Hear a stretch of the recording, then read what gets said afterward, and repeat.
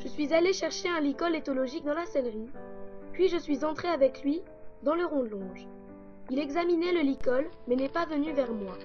Alors je me suis assise assez loin de lui, puis j'ai commencé à bouger le licol dans tous les sens, comme pour montrer qu'il ne représentait aucun danger.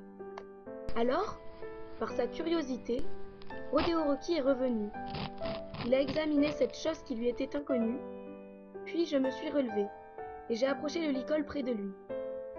Il ne disait rien, ne bougeait pas.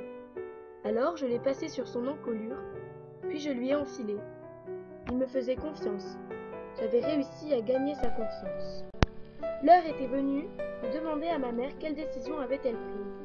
Je suis allée la voir et je lui ai dit que j'avais réussi à lui enfiler un licol. Elle hésita, mais finit par dire oui. J'étais trop contente.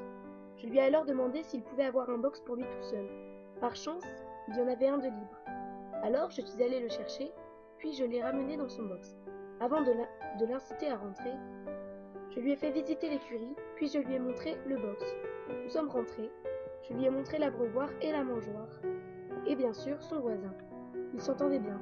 Heureusement car, de toute façon, il n'avait pas le choix. Alors, je suis partie, mais à peine avais-je franchi la porte de l'écurie que Rodéo Rocky se faisait déjà entendre. J'ai donc décidé de passer la nuit avec lui pour cette fois.